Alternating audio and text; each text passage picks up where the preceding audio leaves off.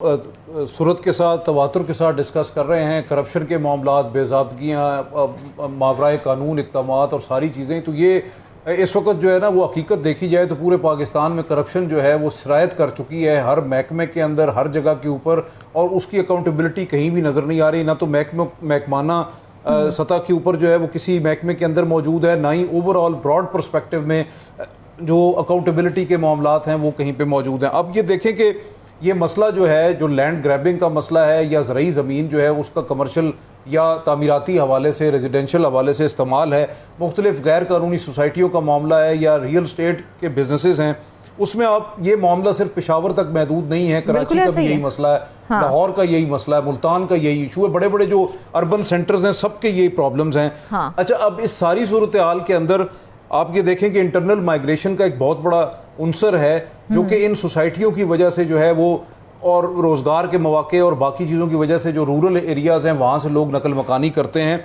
इस वक्त पंजाब का जो रेट है वो सबसे ज़्यादा है, 5.75% जो लोग हैं, आबादी है वो माइग्रेट कर रही है। सिंध में 5.44% आबादी माइग्रेट कर रही है। खैबर पख्तूनख्वा के अंदर 3.01% के हिसाब से आबादी जो है वो नकल मकानी कर रही है, जबकि बलूचिस्तान में यही रेट जो है वो तकरीबन 3% का है।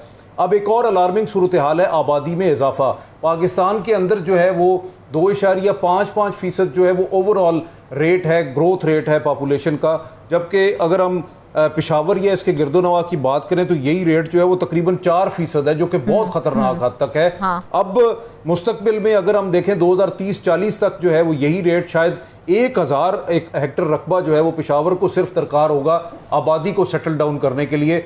अब ऐसी सूरत हाल में जहाँ पे पेशावर का जो सराउंडिंग एरिया है वहाँ पे अगर 30 से 40 जो है ना 1000 हेक्टर रकबा जो है वो मौजूद है, और जो कि ज़रई ज़मीन है या वहाँ पे बागात थे किसी ज़माने में या अब भी हैं तो अगर बहुत थोड़े हैं। सिर्फ ये रिहायशी इलाकों या रियल स्टेट का मामला नहीं है या लैंड ग्रैबिंग का इशू नहीं है, या वहाँ पे मुख्तलिफ अर्बन सेंटर में तब्दील करने का मामला नहीं है ज़रई ज़मीन को, क्योंकि जब आप ज़रई ज़मीन को अर्बन सेंटर में तब्दील करते हैं तो उसके साथ ग़िज़ाई किल्लत का मामला जो है वो भी सर उठाता है, क्योंकि आपको उस इलाके की ग़िज़ाई जो ज़रूरियात है उनको पूरा करने के लिए बाहर की जो, यानी कि पेशावर से बाहर आपको खैबर पख्तूनख्वा की ओवरऑल इकॉनमी पे इन्हिसार करना पड़ेगा, और अगर खैबर पख्तूनख्वा को मसाइल दरकार होंगे तो वो पंजाब या सिंध से जो है वो फूड बास्केट को पूरा करेगा। अगर वो नहीं होगी तो फिर ज़ाहिर पाकिस्तान से बाहर से इंपोर्ट होगी, तो इसका मतलब है कि आपका नेशनल लेवल के ऊपर या प्रोविंशियल लेवल के ऊपर इंपोर्ट बिल बढ़ेगा।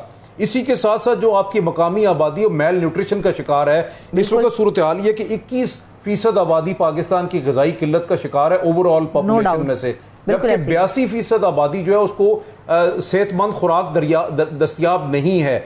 अब ऐसी सूरत हाल में जब आपके पास ज़रई ज़मीन सुकड़ रही है तो यकीनी तौर पे जंगलात का रकबा आपका टोटल 2.5 से 3% रह गया ओवरऑल, हालांकि 5% से ज़्यादा होना चाहिए किसी हेल्दी कंट्री के अंदर, जबकि हमारा जो अभी का इकनॉमिक सर्वे है वो भी यही बताता है कि 2.5 से 3% के करीब पाकिस्तान का जंगलात का रकबा है। तो आप ज़रई ज़मीन को फिर दोबारा जो है वो उस लेवल के ऊपर लाने के लिए जंगलात काटेंगे और उसको ज़रई ज़मीन में कन्वर्ट करेंगे, ये अगेन एक नया डिजास्टर है। और ये सारी सूरत हाल ऐसी है कि आपके पहाड़ कट रहे हैं, हाँ। आपकी ज़मीनें जो हैं वो ख़त्म हो रही हैं, ज़रई ज़मीनें, ज़रखेज़ ज़मीनें ख़त्म हो रही हैं, आपके ऐसी जगह वेटलैंड्स जो थे उनको ख़त्म किया जा रहा है, उनसे रिक्लेमेशन की जा रही है। कराची के अंदर तो सूरत हाल ये कि समंदर को रिक्लेम किया जा रहा है और वहाँ पे सोसाइटियाँ बन रही हैं, और उससे जो है वो ओवरऑल जो आपकी आबी हयात है या जंगली हयात है या उसको भी शदीद नुकसान पहुँच रहा है। फिर आपका जो पूरा एक इकोसिस्टम होता है एनवायरनमेंट में, जिसके अंदर जो है वो न सिर्फ खुराक मौजूद है, फसलें मौजूद हैं, बल्कि आपके चरिंद परिंद हैं, बाकी हैं, लाइफ स्टॉक का मामला है, लाइफ स्टॉक कहाँ जाएगा। तो जी डेफिनेटली, तो ये सारी सूरत हाल ओवरऑल एक बहुत ही कमज़ोर गवर्नेंस की निशानदेही कर रही है कि एग्रीकल्चर लॉज, अब आप देखें 10 लाख रुपए जुर्माना है कि कोई ज़रई ज़मीन अगर आप उसको कमर्शियल या रेजिडेंशियल जो है ज़मीन में कन्वर्ट करते हैं तो 10 लाख रुपए जुर्माना क्या है, जबकि ये अरबों रुपए का बिजनेस है रियल स्टेट का। इसके अंदर जुर्माने बढ़ाने की ज़रूरत है, सजाएं सख्त करने की ज़रूरत है, एहतसाब सख्त करने की ज़रूरत है, खुद इदारों के अंदर क्लेंजिंग की ज़रूरत है, वहाँ पर सफाई होने वाली है, ताकि जो कवानीन हैं उनको न सिर्फ आप उन जराइम पेशा लोगों या मुलजमान के ऊपर इंप्लीमेंट करें, उन कल्प्रिट्स के ऊपर इंप्लीमेंट करें, बल्कि उन लोगों के ऊपर भी करें जो कि कानून के ऊपर अमल दरामद नहीं कर रहे और आपके इदारों के अंदर वो काली भेड़ें बैठी हैं। जब तक ये सारे मामलात नहीं होंगे, मैं समझता हूँ कि कानून की सही मानों में अमलदारी नहीं हो सकती। रिट ऑफ द स्टेट जो है वो चैलेंज होती है। हाईलाइट किए हैं रियाज, ये जिस तरह से फैसल कह रहे थे कि नो डाउट कि शहरी आबादी हमारी बढ़ रही है, इसका बहुत ज़्यादा दबाव जो है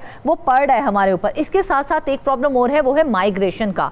माइग्रेशन भी हो रही है, उसका भी दबाव पड़ रहा है। इसमें कोई शक नहीं है कि ये दोनों चीज़ें जब मिलके वो इकट्ठी हो रही हैं तो वो दबाव के बायस ज़रूरी ज़मीन हमारी सुकड़ रही है। लेकिन असल सवाल ये है कि क्या हुकूमत के पास इस रुझान को रोकने के लिए और जो हमारी ज़रूरी अराज़ी है उसको महफूज बनाने के लिए क्या कोई मौसर प्लान मौजूद है, या फिर हम ये मान लें या इस चीज़ को एडमिट कर लें कि हालात आने वाले वक्तों में मज़ीद ख़राब ही होंगे? देखें फरजाना, ये एक पेशावर का इशू नहीं है, बल्कि ये पूरे मुल्क, पूरी दुनिया में ये हमेशा इसे होता रहा है।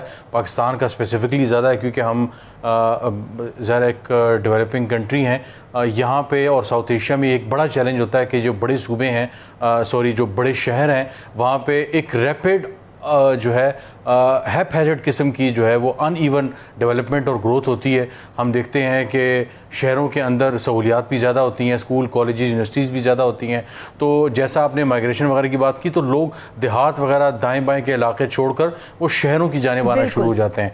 और अगर अब 8-10 बड़े शहरों की बात की जाए तो पेशावर उन बड़े शहरों में शामिल है। तो ये अब जो अनइवन अर्बनाइजेशन है उसका नुकसान ये हो रहा है बग़ैर प्लानिंग के, कि हम देख रहे हैं कि जैसा फैसल ने बात की कि जो जंगलात वगैरह का है, कनाडा की बात की जाए तो वहाँ पे फ़ी बंदा 10,000 दरख्त हैं। अमेरिका की बात की जाए वहाँ पे तकरीबन 600 के करीब हैं। चाइना तकरीबन 130 के करीब। पाकिस्तान फ़ी बंदा 3 दरख्त हैं यहाँ पे। पाकिस्तान में 24-25 करोड़ की आबादी और फ़ी बंदा 3 दरख्त मौजूद हैं। तो इससे आप अंदाज़ा लगा सकते हैं कि किस तेज़ी से हमने जो है बर्बादी की है। अच्छा, एक तो हमने ग्रीन कवर को डिस्टर्ब कर रहे हैं। अगर हम रैपिड इस तरह की जो है वो डेवलप